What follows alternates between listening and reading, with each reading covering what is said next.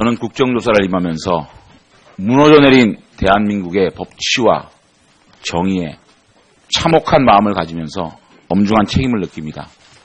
탐욕적 무리들이 대한민국 최고의 컨트롤 타워인 청와대를 침범하고 헌법을 유린하고 국정을 농단하고 치부를 하고 이런 참담한 사건이 벌어졌습니다.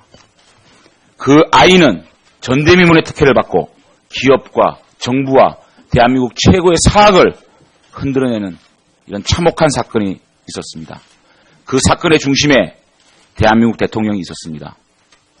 이제 대한민국은 정의롭다고 말하기 힘들게 됐습니다. 공정하다고 말하기 힘들게 됐습니다. 우리 청년들에게 그래 대한민국은 열심히 공부하고 일하면 성공할 수 있는 기회의 나라라고 얘기할 자신이 없습니다. 이제 이 특검과 국정조사를 통해 최순실 부역자들을 축출해내고 재산과 예산을 몰수하고 이 정책들을 도려내야만 대한민국을 바로 세울 수 있다고 생각합니다. 성형 없이 실체적 진실을 규명하기 위해 제 노력을 다하겠다는 말씀을 드리겠습니다. 조윤선 문체부 장관님, 넘겨보세요. 저것이 문체부를 둘러싼 최순실 부역자들의 인맥도입니다.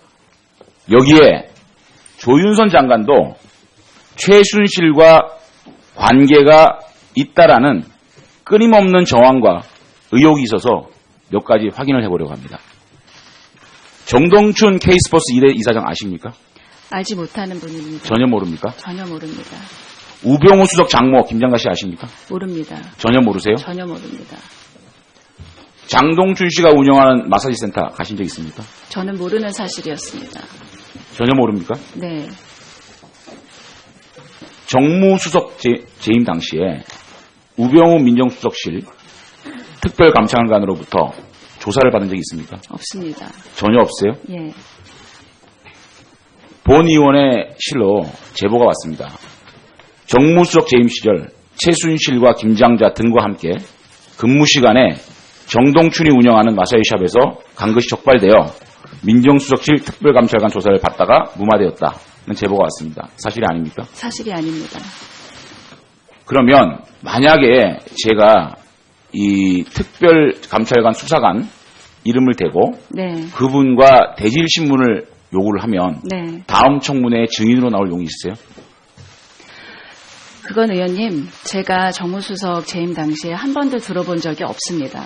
아니 그러니까 만약에 그 수사관을 제가 증인 신청을 해서 한다면 대질신문할 용이 있어요? 저는 얼마든지 용의가 있습니다. 알겠습니다. 그 다음에 조윤선 장관께서는 2012년 10월부터 2013년 2월까지 선대위 대변인과 인수위 대변인을 지내셨죠? 선대위 대변인과 당선인 대변인을 지냈습니다. 당선인 대변인? 예. 그러면 그 기간 동안은 대통령 후보, 네. 대통령 당선자와 밀착 스케줄을 수행하셨죠? 예, 각자의 차를 타고 다니면서 하루 종일 유세 장소를 가서 수행하고 언론에 보면 거의 뭐 24시간 같이 뭐 이렇게 예, 첫 번째 움직인다. 행사 장소부터 마지막 행사장까지 그렇죠. 항상 있었습니다. 그런데 박근혜 대통령의 후보 시절과 당선자 시절에 차원병원에서 최순득 감염으로 차명 진료를 받은 기록이 있습니다. 2012년 11월 16일, 2012년 11월 29일 후보 시절입니다. 지금 그 후보께서 맞았다는 주사, 녹십자 정맥영양주사요법 해서 이 주사는 린 겁니다. 린 거면 최소한 3시간 이상을 맞아야 됩니다. 그 바쁜 후보 시절에 조윤선 장관께서 후보자와 밀착 스케줄을 소화했다면 이 영양주사를 맞았을 때 같이 있었습니까? 저는 후보의 공식적인 일정에만 수행을 했습니다. 후보의 개인적인 일정이나 아니면 후보께서 공약과 관련된 다른 전문가들하고의 미팅에서는 저는 전혀 아니 수행하거나 다른 그런 말씀이 아니고요. 대통령이 나쁜 짓을 했다는 게 아닙니다. 후보가 굉장히 힘들 때 영양소 맞을 수 있잖아요. 그러면 3-4시간 정도가 빕니다. 그러면 거기서 전혀 그러면 대변인 사실은 우리가 더 선거는 해봤으니까 대변인과 수행단장이 밀착 스케줄을 운영하지 않습니까? 그런데 이거를 전혀 몰랐다? 그리고 당선인 시절에도 2월 7일 날 또 이 주사를 맞습니다. 그리고 차명으로 최순득의 이름으로 여기서 차명 진료를 받아요. 그러면 최순득을 모를 수 있냐는 생각이 듭니다. 저는 개인 일정은 전혀 수행하지 않았습니다. 그 외부에 저는 대변인이었었기 때문에 언론에 공개되는 공식 일정에만 계속 수행을 했습니다. 알겠습니다. 이 점은 분명합니다. 그다음에 조윤선 장관께서 이 김종 전 문체부 차관 구속되지 않았습니까? 네. 제가 예결위 때 조윤선 장관에게 질문을 한 걸로 알고 있습니다. 네. 무척 많은 의혹이 있으니 이분을 좀 대기 발령이라고 시켜가지고 내사나 감사를 해야 되지 않느냐라고 물어보니까 장관께서 저한테 물어봤습니다. 그런데 이 의혹이 사실이 아니라 그러기 때문에 제가 어쩔 수가 없습니다라고 얘기했습니다. 무책임한 거 아닙니까? 지금 장관이 임명되시고 난 다음에 언론에서 7월 6일, 9월 27일, 10월 25일, 10월 27일, 10월 27일, 10월 28일 구속되기 전까지 체육계 항태자 김종 인사 자지우지, 김종 문체부 2차관 K스포츠재단 배우 의혹 제기 이런 엄청난 일변 탑 기사들이 나옵니다. 그럼에도 불구하고 장관이 취임이 되고 난 다음에 K스포츠 미래전 사건 때문에 사실은 장관이 가장 먼저 해야 될 일은 최순실 부역자들을 끊어내고 예산을 몰수하고 그런 부분이 가장 중요한 부분이라고 생각하지 않습니까? 그런데 어떻게 김종 차관을 이렇게 방치를 했습니까? 의원님, 김종 차관께는 지금 의원님, 지금 저희가 알고 있는 사실 관계들은 사실은 온 국민이 언론의 의혹 제기로부터 알게 된 경위 그대로 저도 알게 되었습니다. 적어도 저는 김종 차관에 대해서 내사를 버리고 책임이 있다면 그분에 대해서 확실하게 문제점을 파악했을 거라고 생각합니다.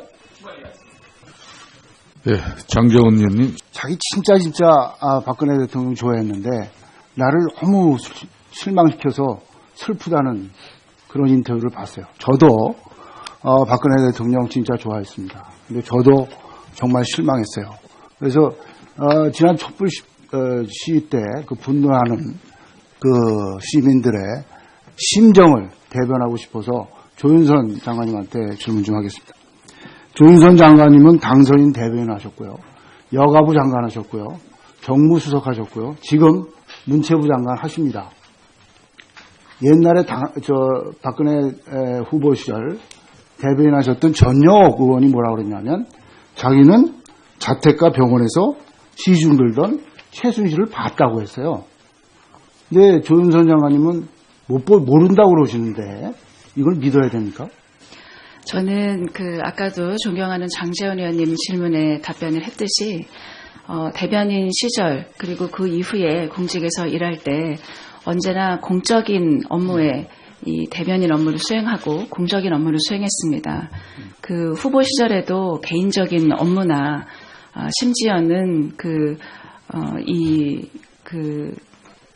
현충원에 참배를 가는 그런 그 행사에도 전혀 알리지 않고 다녀오실 정도로 그 언론에 공개된 일정만 수행하는 업무를 맡았습니다. 예, 조 장관님 그 말씀 믿겠는데요. 9월 27일 날 국정조사에서 그 미르재단하고 K스포츠에 청와대가 개입했다고 야당 의원이 질문을 하니까 그거 부인하셨어요. 그때도 거짓말한 거 아닙니까? 지금 청와대가 미르나 K스포츠 재단의 모금에 관여했다는 사실은 그 검찰에서 수사가 시작되면서부터 온 국민이 알게 된 사실로 저도 함께 알고 있었습니다. 그 전에 알아야 돼요. 왜냐하면 하루 만에 그 재단 허가를 해줬는데 개입을 한 걸 몰랐다는 게 말이 됩니까? 그때 질문은 청와대에서 이 미르나 K스포츠 재단의 모금 그 활동에 개입을 한 사실을 장관님 아느냐는 그러면 거였습니다. 몰랐다 치더라도 문체부 그럼 전체가 거짓말한 거예요. 문체부 전체가. 장관님한테 허위 보고한 거고. 저희 직원들은 당일 10월 22일 이 문체 비서관실로부터 담당 국과장이 회의에 참석하라는 요청을 받아서 27일 한판식이 있으니 절차를 협조하라는 사실이 있었다는 사실을 검찰 수사 이후에 보고를 받게 됐습니다. 예. 저는 박근혜 정부의 가장 큰 잘못이 뭐냐면 인사 실패라고 생각해요. 인사 실패가 이제 비선들이 개혁해서 많은 실패가 있었는데 그 중에 중심이 문체부입니다. 문체부 공무원들이 안쓰러워요, 저는.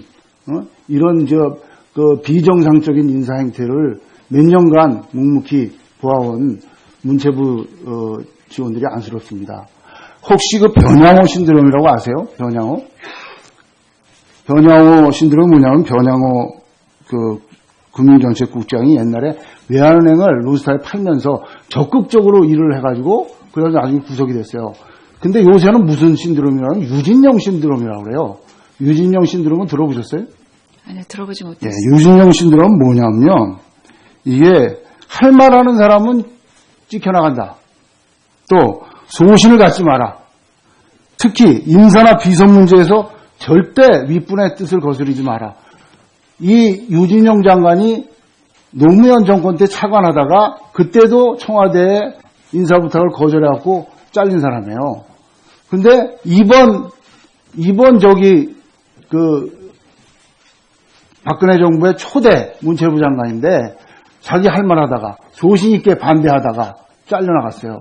또 노태강 신드롬이라고 아세요? 노태강? 체육국장이죠. 예, 체육국장이었습니다. 체육국장, 이 사람 윗분 뜻대로 조사 결과를 만들어라.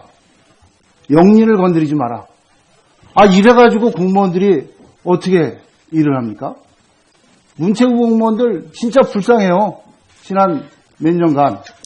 예, 지금 이 사건 이후에 저 역시 우리 문체부 직원들에게 정해진 법과 원칙에 따라서 행정 절차를 진행하고 무엇보다도 현장 업무에 밝은 이 주무사무관 그리고 서기관, 과장급들이 옳다고 생각하는 것들을 끝까지 관철되도록 노력하라고 독려하고 우리 있습니다. 공직사에서 말이죠. 공무원은 영혼이 없다. 영혼 없는 공무원. 이 얘기가 언제 나온 건지 아세요? 이게 언제 나왔냐면요. 2003년에 노무현 정부 들어서서 인수위에서 문체부 업무 보고 받을 때 문체부 공무원들이 인수위원들이 따지니까 문체부 공무원들이 막스 베버 말에 의하면 공무원은 영혼이 없습니다. 이렇게 답변했어요. 문체부에서 나온 얘기예요. 문체부 반성해야 됩니다. 예, 그렇게 국민들께서 우려하시는 일이 앞으로 없도록 무엇보다도 공직자들이 올바른 국가관을 가지고 흔들림 없이 맡은 바 소임을 최선을 다할 수 있는 환경을 만들어주는 것이 제가 할 일이라고 생각을 하고 앞으로도 그렇게 훼손된 신뢰를 회복할 수 있도록 최선의 노력을 다하겠습니다. 네, 장관님, 제가 문체부 인사 난맥산 몇 가지 말씀드릴게요. 2013년 9월에 아까 말씀드린 노태강 체육국장 과장 승마협회 조사 때문에 자천됐죠. 그 다음에 그 유진영 장관이 2014년 7월 면직됐고 해외 출장 중에 그 다음에 같은 달에 김진선 평창 조직위원장 경질됐죠. 그 다음에 10월에 1급 6명이 일괄 사표냈죠. 그리고 2015년 1월에 김희범 차관이 6개월 만에 사표냈죠. 그리고 2015년 2월에 한예종의 국립오페라단 예술감독 사임했죠. 또 최근에는 김영락 국립박물관장 교체됐죠. 그리고 노태강 씨 전 체육국장 명퇴했죠. 이 인사 참사의 배후에 누가 있었느냐? 차은택하고 최순실이 있습니다. 이게 사기업이지. 이게 무슨 정부 부처입니까?